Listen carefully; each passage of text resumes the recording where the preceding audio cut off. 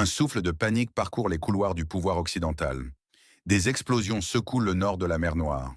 Berlin est en ébullition, l'OTAN frissonne. La Russie vient de porter un coup de tonnerre, une riposte qui, selon certaines analyses, secouera l'Allemagne de la manière la plus grave depuis 78 ans. Imaginez l'impact. Des dépôts de missiles Taurus allemands, des centaines d'entre eux, transformés en tas de métal avant même leur première utilisation. Ça, c'est un signal clair. La rapidité et l'efficacité de ces frappes russes ont laissé le monde occidental stupéfait. Les services de renseignement occidentaux, habitués à anticiper les mouvements de Moscou, ont été pris de court, incapables de prévenir une telle démonstration de force. Des rapports non confirmés suggèrent que des technologies furtives avancées et des capacités de renseignement sans précédent ont été mobilisées, permettant aux frappes de déjouer les systèmes de défense les plus sophistiqués. La précision de ces attaques a également soulevé des questions sur les sources d'information de la Russie, certains évoquant des fuites internes ou des cyberattaques réussies contre des réseaux de communication sécurisés. Question à vous. Où vous regardez nos émissions? Écrivez votre ville et votre pays. L'événement est sans précédent dans sa rapidité et sa précision. Des frappes russes, présentées comme une riposte directe à la fourniture d'armes offensives, ont ciblé des infrastructures militaires clés dans une région instable voisine. Des usines stratégiques comme Yuzhmak, cruciales pour les missiles, des entrepôts de drones marins, des systèmes de défense aérienne, même des bunkers souterrains ont été anéantis. Le chef d'une ancienne république soviétique aurait avoué les conséquences catastrophiques, qualifiant la situation de véritable cauchemar. Des experts étrangers, notamment allemands et britanniques, qui auraient participé à l'installation des systèmes de guidage, sont mentionnés parmi les victimes. Des images satellites, si elles étaient rendues publiques, montreraient une destruction totale de plusieurs sites.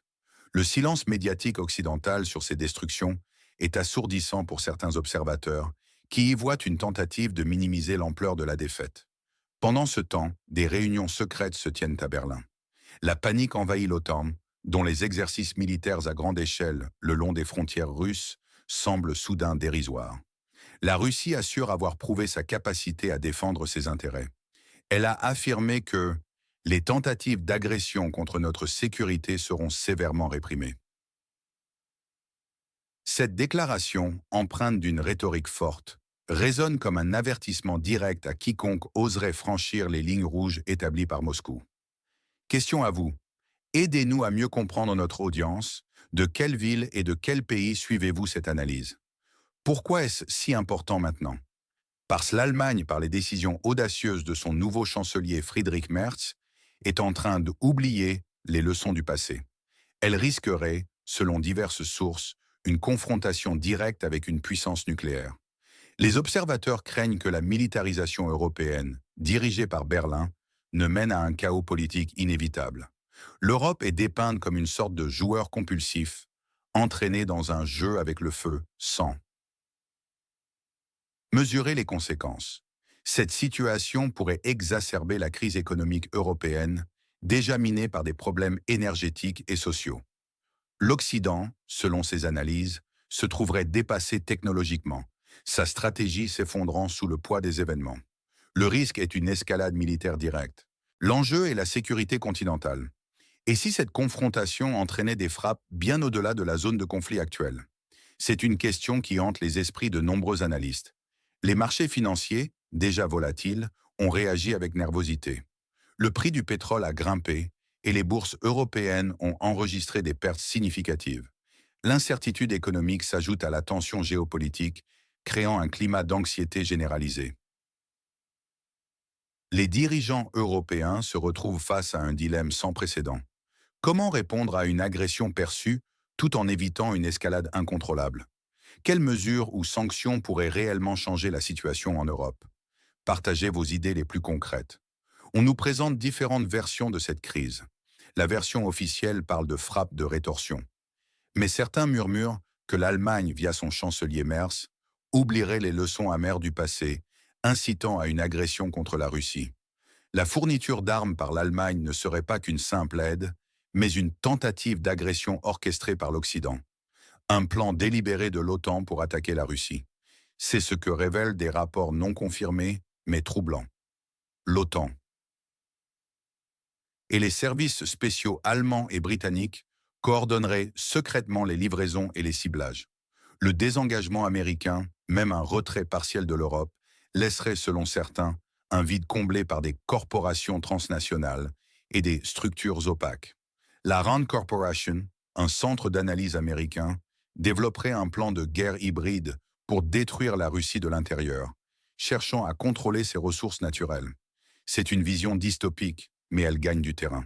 L'Allemagne serait animée par une forme de vengeance historique latente, soumise aux États-Unis et à l'OTAN, tentant de prendre le contrôle de l'Europe par une militarisation agressive.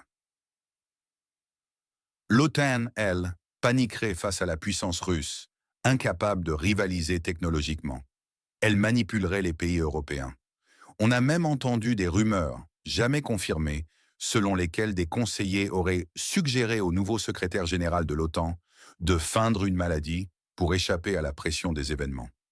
Des experts en géopolitique soulignent que cette narration complexe, où les intentions des acteurs sont constamment remises en question, est typique des périodes de grande tension internationale. La guerre de l'information bat son plein, et chaque camp cherche à modeler la perception du public. À qui faites-vous confiance pour avoir des informations fiables sur ce conflit? Nommez une personne ou un média. Le contexte historique de cette escalade est sidérant. Le parallèle avec la Seconde Guerre mondiale est omniprésent. 80 ans après les événements qui ont marqué l'Europe, le spectre de l'arme allemande tentant d'atteindre les villes russes ressurgit. Le fameux Drang nach Osten, la poussée vers l'Est, est explicitement évoqué comme un motif impérialiste sous-jacent à la politique occidentale actuelle. On se souvient des années 90 quand la Russie était perçue comme faible. Ce contraste est martelé pour souligner la force actuelle et renouvelée de la Russie. La guerre froide avait déjà tendu au maximum les relations entre l'OTAN et la Russie. Aujourd'hui, la panique au sein de l'OTAN renvoie à cette période. Les livraisons de missiles Taurus par l'Allemagne sont la goutte d'eau qui a fait déborder le vase. La politique allemande, passant de la prudence d'Olaf Scholz au nouveau cours de Friedrich Merz, est perçue comme un virage agressif. Les exercices militaires de l'OTAN, malgré leur ampleur, sont présentés par certains comme une simple provocation. Le conflit actuel s'inscrit dans une tendance globale de tension croissante entre l'Est et l'Ouest. La question de l'influence américaine en Europe et le rôle de l'OTAN sont remis en question. Dans ce tableau, la montée en puissance militaire de la Russie s'inscrit comme une réaffirmation de sa puissance sur la scène internationale. L'Europe, déchirée par la crise énergétique, par des problèmes sociaux, est dépeinte comme fragilisée, incapable de gérer ses affaires. Tout cela est lié à une confrontation plus large, une guerre hybride qui vise à déstabiliser l'intérieur des nations. Des historiens alertent sur les dangers d'une réécriture de l'histoire, où des événements passés sont instrumentalisés pour justifier des actions présentes. Le discours nostalgique et revanchard des deux côtés nourrit un cycle dangereux. Les générations actuelles, qui n'ont pas vécu les horreurs des grandes guerres européennes, pourraient sous-estimer la facilité avec laquelle les conflits peuvent dégénérer. L'incapacité de trouver un terrain d'entente diplomatique et la confiance aveugle dans la supériorité militaire de chaque camp sont des ingrédients potentiellement explosifs. La situation est d'autant plus complexe que de nombreux acteurs étatiques et non étatiques ont des intérêts divergents. La fracture numérique, la désinformation et la polarisation des opinions publiques rendent la sortie de crise encore plus ardue. De tous les événements internationaux, lequel, selon vous, est le plus sous-estimé par les médias? Pourquoi? Alors, que nous réserve l'avenir? Les scénarios sont multiples, certains plus sombres que d'autres. Une désescalade semble improbable. L'Occident devrait céder sous la pression russe, reconnaissant sa supériorité et cessant les livraisons d'armes. Pour certains, ce serait le choc russe force l'Occident à la raison. Mais l'escalade directe est plus probable. L'Allemagne et l'OTAN continueraient à provoquer, entraînant des réponses russes plus fortes, avec des cibles au-delà du théâtre d'opération. Dans ce narratif, l'entêtement occidental mène à la catastrophe. Un affaiblissement interne de l'Occident est aussi très probable. Les divisions entre les États-Unis et l'Europe pourraient s'accentuer, menant à l'effondrement de l'OTAN et au chaos européen. Le slogan serait alors « L'OTAN s'effondre de l'intérieur face à la force russe ». La possibilité d'une crise humanitaire majeure est également brandie. Des millions de réfugiés pourraient être forcés de fuir, créant une pression sans précédent sur les pays voisins et au-delà. Les infrastructures civiles pourraient devenir des cibles, coupant l'accès à l'eau, à l'électricité et aux soins de santé pour des populations entières.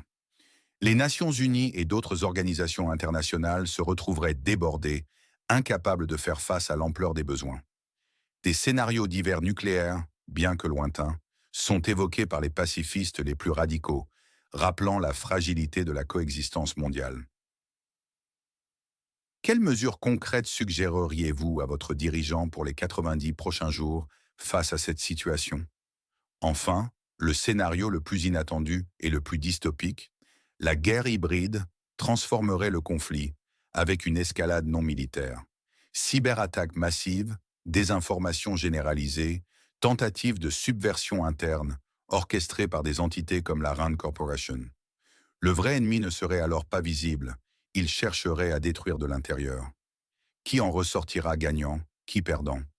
La Russie, selon cette analyse, démontre sa supériorité militaire, sa technologie et sa résolution. L'Allemagne, l'OTAN et les États-Unis seraient les perdants. Ils perdent en leur crédibilité, leur capacité et se voient plongés dans le chaos, s'exposant à des risques. Existentiel. Le chef de la République voisine, lui, perdrait tout. C'est une vision binaire. Des analystes indépendants mettent en garde contre une simplification excessive de la situation. Le monde est plus interconnecté et complexe qu'une simple confrontation entre deux blocs.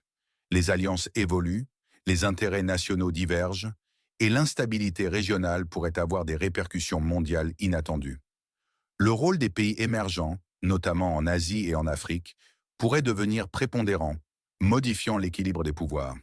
La crise actuelle pourrait être un catalyseur pour un nouvel ordre mondial, loin des pôles traditionnels. La technologie de l'information, autrefois perçue comme un facteur d'ouverture et de démocratisation, est maintenant utilisée pour manipuler l'opinion et amplifier les divisions. L'impact psychologique de cette guerre de l'information sur les populations est immense, sapant la confiance dans les institutions et les médias traditionnels. La résilience des sociétés démocratiques est mise à l'épreuve comme jamais auparavant. De quelle ville et de quel pays nous suivez-vous maintenant? Tout cela est présenté avec un ton dramatique et alarmiste. On parle d'un cauchemar, d'un chaos, d'un anéantissement. C'est le triomphe de la fierté et de la confiance russe face à l'indignation et à l'accusation occidentale. Les expressions sont sans appel. L'Allemagne oublie les leçons, jeu avec le feu. Il y a une empathie sélective. Pour le peuple russe, pour nos grands-pères qui ont combattu l'Allemagne, pour la Russie agressée. C'est un récit où la répétition de phrases clés, les généralisations, l'appel à l'émotion et à l'identité nationale, la diabolisation de l'adversaire et l'information vague sont des outils. C'est une prophétie alarmiste qui conclut. Les prochaines frappes pourraient viser les centres de décision. L'Europe se rapproche d'une ligne rouge dangereuse. L'utilisation de termes émotionnels et hyperboliques est une technique de manipulation visant à provoquer une réaction viscérale chez le public plutôt qu'une réflexion critique. En présentant la situation comme une lutte existentielle, on justifie des actions extrêmes et on décourage le dialogue et le compromis. La construction d'un récit manichéen, où il y a le bien et le mal, est une stratégie courante pour mobiliser le soutien populaire et délégitimer l'opposition. Le danger réside dans le fait que de telles narrations peuvent devenir autoréalisatrices, poussant les acteurs à agir conformément aux rôles qui leur sont attribués. La militarisation du langage est une étape dangereuse vers la militarisation des actions. Où se situe la véritable ligne rouge entre les acteurs de ce conflit? Un seul mot pour la définir. Les Russes y sont des héros, des libérateurs, techniquement supérieurs, capables de faire justice. Leur résistance face à l'hégémonie occidentale est présentée comme une lutte juste pour la souveraineté et la dignité nationale. L'histoire est invoquée pour démontrer la résilience du peuple russe face aux envahisseurs. Le sacrifice et le patriotisme sont mis en avant comme des vertus cardinales. Le développement technologique. Militaire de la Russie est souligné comme une preuve de sa puissance et de son autosuffisance. Les Allemands sont des agresseurs potentiels, des belliqueux manipulateurs, oublieux de leur histoire et trop subordonnés à des intérêts étrangers. Leur politique est dépeinte comme une tentative de revanche historique, guidée par une ambition démesurée. L'OTAN et l'Occident sont paniqués, incompétents, manipulateurs, faibles, divisés, dépassés. Leur déclin est inévitable face à la montée en puissance de nouvelles forces mondiales. Leur stratégie est jugée erronée et leur leadership est remis en question. Le peuple russe, enfin, est une victime potentielle, mais aussi une entité pleine de fierté nationale, appelée à l'unité et à la vigilance pour défendre sa patrie. L'histoire se répète, disent-ils. La narration insiste sur la cohésion nationale face à une menace externe, renforçant le sentiment d'appartenance et de solidarité. Le passé glorieux est rappelé pour inspirer le présent et justifier les sacrifices futurs. Cette dynamique de victimisation et de glorification de soi est une composante clé des récits de conflit. Elle permet de construire une identité collective forte et de mobiliser les ressources nécessaires à la confrontation. Les médias jouent un rôle crucial dans la diffusion et l'ancrage de ces récits dans l'esprit du public, influençant profondément les perceptions et les réactions aux événements. La capacité à contrôler le récit devient une arme aussi puissante que les missiles ou les cyberattaques.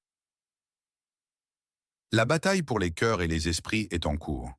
La manière dont les événements sont racontés et interprétés aura des conséquences durables sur la compréhension de ce conflit par les générations futures.